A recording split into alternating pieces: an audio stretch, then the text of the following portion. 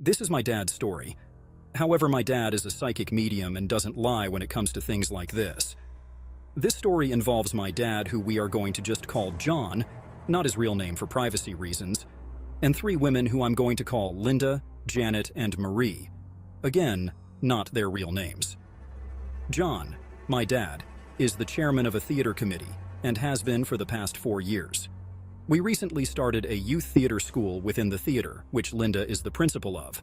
Janet is the support coach for, and Marie is the dance choreographer for. We've all known that our theater is haunted for a long time, and every member of the committee has their own ghost story, including me. And this one in particular is the most recent and, by far, the worst.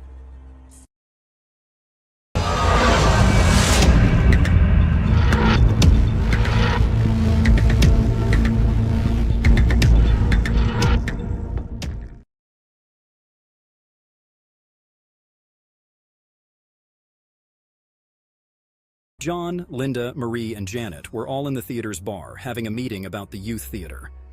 They were talking when suddenly, Linda and Janet heard 2 solid bangs coming from the auditorium, which nobody was in since it was only them 4 in the building at the time. They turned to John and Marie and said, "Did you guys hear that?" To which my dad and Marie said, "No, what was it?" And Linda and Janet told John and Marie what they had heard.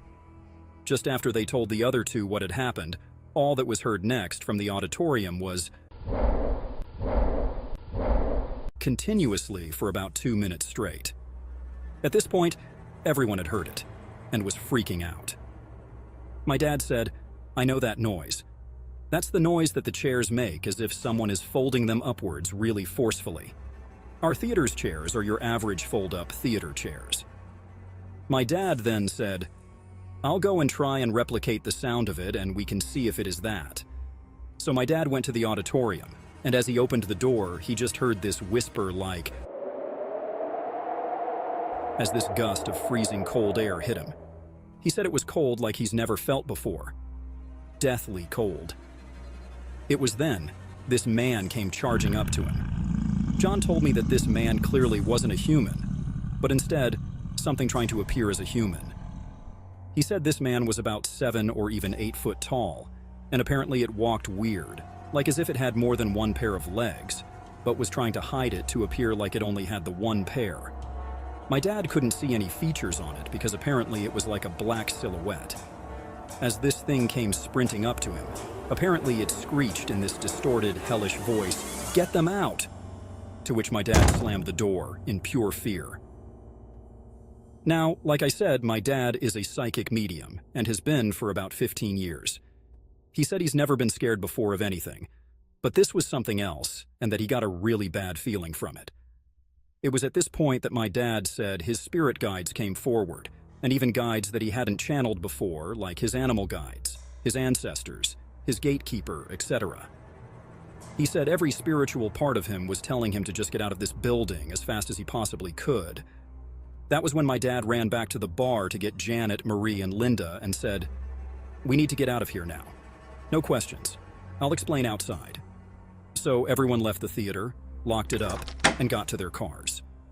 My dad said as he got in his car, his gatekeeper came back to him, and my dad said he felt like his gatekeeper was limping, like whatever this entity was inside of the theater. It was very dangerous. My dad said he felt like he needed to go back to the theater to retrieve his guides, but he said he knew better than to trust an instinct telling him to go back towards danger. My dad said his gatekeeper was telling him stuff like, "This creature has been in your house. It has seen your children. And when you go back home, you'll find that your oven is switched on because of it." At this point, everyone then called each other in a group chat whilst they drove home to have a debrief of what happened. On a side note to this story, my dad does psychic nights at the theater often. And on one occasion, he took one of the guest mediums around the theater for a tour. And when he got up to the costume attic and were about to leave the attic, my dad's friend was saying to him, "John, I can't leave this attic. There's spirits of kids in here and they're begging us to please not go. They're terrified."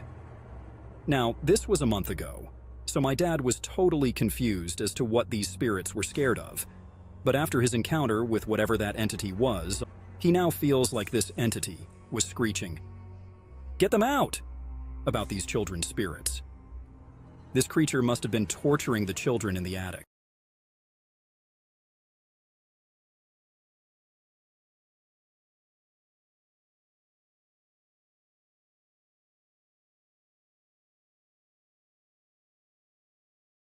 I have always been a believer in the undead. Whether it be simple lights flicking off or bookshelves falling over, I have always considered myself connected to the undead. When I was younger, I remember very distinctly a young girl who would float around my house in a Victorian-style nightgown. She never attacked me, but just smiled and floated away. Looking back, I believe this was a kind spirit. I have told many people about this, but was put down. That's why I couldn't believe my eyes when a few of my close friends invited me to a haunted house where ghosts and doppelgangers had supposedly been spotted. I immediately accepted the offer and packed some offerings, herb and sweet syrups. A few weeks later, the day rolled around, and the four of us clambered into the van. The moment we arrived, I felt like someone was following us. So I was completely distraught when my friend pulled out some candles and demanded we did a ritual. I declined, but everyone around me started egging me on, so I caved. We set up some candles, drew on the wooden floor with paints, and waited. As expected, nothing showed up, as our ritual was inaccurate and frankly offensive. My friends, disappointed, quickly left the room to try and find something else. Meanwhile, I cleaned, blew out all but one candle, and placed my offerings gently in front. Just like that, something rose out of the floor, grabbed the herbs and bowl of syrup, and ran off. I watched it, shocked. It looked at me for just a moment. I couldn't shake the feeling that it looked exactly like a grown-up version of the young girl who used to appear at night. I opened my mouth to call my friends, but decided not to. They might be rude to her, and right now, I was fine with just the two of us in the room. The spirit smiled, and then disappeared. On cue, my friends came in and asked me why I looked like I saw a ghost. I smiled and just said, "Let's go. This is stupid."